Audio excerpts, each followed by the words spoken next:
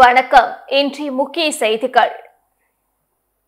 புதுச்சேரி பாஜக பிரமுகர் உமாசங்கர் கொலை வழக்கை சிபிசிஐடிக்கு மாற்ற வேண்டும் என புதுச்சேரி முதல்வரின் பாராளுமன்ற செயலர் ஜான்குமார் எம்எல்ஏ தெரிவித்துள்ளார். இது தொடர்பாக செய்தியாளர்களிடம் பேசிய அவர், புதுச்சேரி பாஜக பிரமுகர் உமாசங்கர் நேற்று முன்தினம் நள்ளிரவில் வெட்டி படுகொலை செய்யப்பட்டார். இவர் எங்கள் குடும்பத்தில் மிகவும் அன்பாக பழகினார். அவர் கொலை செய்யப்பட்ட தகவல் அறிந்த நாங்கள் அதிர்ச்சி அடைந்தோம். குற்றவாளிகளை போலீசார் அடையாளம் கண்டறிந்துள்ளனர். உண்மையான குற்றவாளிகளை பிடித்து தக்க தண்டனை வழங்க வேண்டும். முதல்வரும் உள்துறை அமைச்சரும் உடனடியாக விசாரணை நடத்தி நடவடிக்கை எடுக்க வேண்டும்.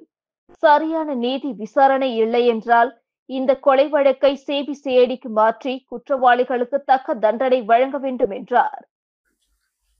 நேற்று இரவு அகால மரணம் அடைந்த மறைந்த உமாசங்கர் அன்பு தம்பி, அந்த துக்கத்திலிருந்து எங்களால் மீள முடியல. ஒட்டுமொத்தமாக எங்களுடைய காமராஜர் குடும்பம் முழுவதும் இந்த துக்கத்திலேருந்து எங்களால் பெரும் இழப்பு நாங்கள் சந்திச்சிருக்கோம். குற்றவாளி இப்போ அடையாளம் கண்டுபிடிச்சிருக்கிறாங்க. ஆனால் கண்டிப்பான முறையில் சரியான நபரை பிடிச்சி அவருக்கு தக்க தண்டனை பெற்றுத்தர வேண்டும். இல்லைன்னா அந்த வழக்கு சிபிசிஐடிக்கு மாற்றி சரியான நீதி கிடைக்க வேண்டும். ஏன்னா இந்த வழக்கு சிபிசிஐடிக்கு மாற்றினா கொஞ்சம் நியாயம் கிடைக்கும்.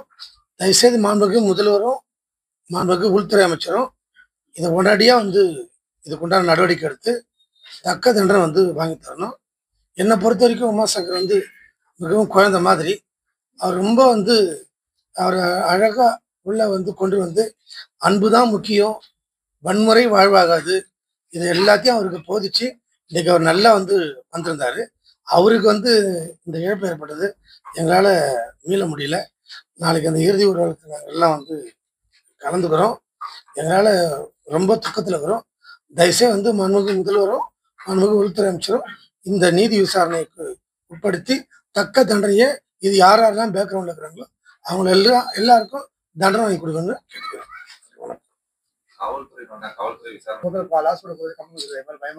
அதை பத்தி எனக்கு தெரியல. அதை பத்தி எனக்கு தெரியல. ஏன்னா எதையும் இல்லை. கடந்த ரொம்ப ரொம்ப ஆழ்ந்த வருத்தத்தில் இருக்கிறோம். இன்னைக்கு பெரிய நிகழ்ச்சி சுத்தமா டோட்டலா அவர் மறைந்ததுனால எல்லாத்தையும் போலீஸ் மேல உங்களுக்கு நம்பிக்கை இருக்கு. சரியா இருக்கு சார். இது மடக்கணும். போலீஸார அவங்களும் மனுஷால் தானே. அவங்களும் என்ன பண்ணுவாங்க. இந்த நேற்று கூட அவங்க 5-6 பேர் இருக்கிறாங்க. கிட்டத்தட்ட ஒருத்தருக்கு 10 கிலோ அளவில் கத்தி இருந்துதான். அவர் வீசுற இனிமே பண்ண முடியும். வித்தின் ஒரு 15 செகண்ட்ல அவர் உயிர் போயிருக்குன்னா அதை ஜீர்ணிக்க முடியும். உடலாம் நடக்குது. தவறான விஷயம் தானே. புதுச்சேரி நெல்லித்தோப்பு பகுதியில் இன்று அதிகாலை திடீரென மின்மாற்றி அதிக சத்தத்துடன் தீப்பற்றி எரிந்ததால் அப்பகுதி மக்கள் அச்சமடைந்தனர். புதுச்சேரி நெல்லித்தோப்பு கொசப்பாளையம் பகுதியில் இன்று அதிகாலை மின்மாற்றி ஒன்று திடீரென தீப்பற்றி எரிந்தது. மின்மாற்றியில் உள்ள ஆயில் வெளியேறியதால் மின்மாற்றி தீப்பற்றி எரிந்ததாக கூறப்படுகிறது. இதனால் அப்பகுதி மக்கள் அச்சமடைந்தனர். இதையடுத்து அப்பகுதி முழுவதும் மின்சாரம் துண்டிக்கப்பட்டது. இது குறித்து மின்துறை மற்றும் தீயணைப்புத்துறை அதிகாரிகளுக்கு தகவல் அளித்த நிலையில் சுமார் 1 மணி நேர போராட்டத்திற்கு பின்பு தீ முற்றிலுமாக அணைக்கப்பட்டது. தொடர்ந்து மின்சாரம் கொடுப்பதற்கான பணிகளை மின்துறை அதிகாரிகள் செய்து வருகின்றனர். புதுச்சேரியில் திருமணம் செய்து வசிக்கும் பாகிஸ்தான் நாட்டை சேர்ந்த பெண்ணை வெளியேற கூறி வெளிநாட்டு தூதரக அதிகாரிகள் நோட்டீஸ் வழங்கினர். பாகிஸ்தான் நாட்டை சேர்ந்தவர் ஹனீப் கான். இவர் உறவினரான புதுச்சேரி லாஸ்பேட்டை சேர்ந்த ஹனீல் கான் என்பவரை கடந்த 13 ஆண்டுகளுக்கு முன் திருமணம் செய்து லாஸ்பேட்டையில் வசித்து வருகிறார். இவர்களுக்கு 2 பிள்ளைகள் உள்ளனர். இந்நிலையில் அண்மையில் காஷ்மீரில் பஹல்காம் பகுதியில் பயங்கரவாதிகள் துப்பாக்கி சூடு நடத்தி 26 பேரை படுகொலை செய்தனர். இச்சம்பவத்தை அடுத்து இந்தியாவில் உள்ள பாகிஸ்தானியர்கள் உடனடியாக நாட்டை விட்டு வெளியேற மத்திய அரசு உத்தரவிட்டது. இதற்கிடையே ஹனீப் கான் தனது பாஸ்போர்ட் மற்றும் விசாவை புதுப்பிக்காமல் உள்ளார். இதையடுத்து புதுச்சேரி வெளிநாட்டு தூதரக அதிகாரிகள் நேற்று லாஸ்பேட்டையில் ஹனீப்கான் வீட்டிற்கு சென்று புதுச்சேரியிலிருந்து வெளியேறுமாறு கூறி நோட்டீஸ் வழங்கினர். இதேபோல மாஹேவிற்கு கடந்த 2016ஆம் ஆண்டு மருத்துவ சிகிச்சைக்காக வந்த பஷீர் என்பவரையும் வெளியேற உத்தரவு பிறப்பிக்கப்பட்டுள்ளது. புதுச்சேரியில் பகுதி நேர வேலை என கூறி 10 பேரிடம் ரூபாய் 4.50 லட்சம் மோசடி செய்த கும்பலை போலீசார் தேடி வருகின்றனர். முத்தியால்பேட்டை சேர்ந்த ஆண் நபரை டெலிகிராம் மூலம் தொடர்பு கொண்ட மர்ம நபர் வீட்டில் இருந்தபடி ஆன்லைனில் அதிக பணம் சம்பாதிக்கலாம் என கூறியுள்ளார். இதை நம்பி அவர் மர்ம நபர் தெரிவித்த ஆன்லைனில் 1,45,000 ரூபாய் முதலீடு செய்து அவருக்கு கொடுக்கப்பட்ட பணிகளை முடித்துள்ளார். பின் அதில் சம்பாதித்த பணத்தை எடுக்க முயன்றபோது முடியவில்லை. அதன் பின் அந்த மர்ம நபரையும் தொடர்பு கொள்ள முடியவில்லை.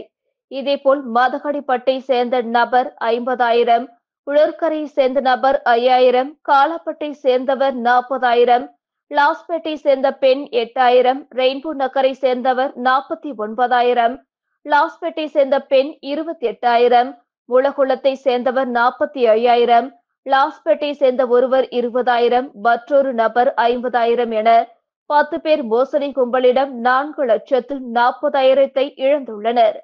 இது குறித்த புகாரின் பேரில் சைபர் கிரைம் போலீசார் வழக்கு பதிந்து விசாரித்து வருகின்றனர். ஆட்சி அதிகாரத்தில் பங்கு துணை முதல்வர் பதவி என்று ஆசை வார்த்தைகள் கூறி தன்னை வீழ்த்திவிட முடியாது என்று விடுதலை சிறுத்தைகள் கட்சி தலைவர் தொல் திருமாவளவன் தெரிவித்துள்ளார். புதுச்சேரி அடுத்த திருபுவனையில் புதிதாக அமைக்கப்பட்ட அம்பேத்கரின் முழு திருவுருவ சிலை திறப்பு நிகழ்வு நடைபெற்றது.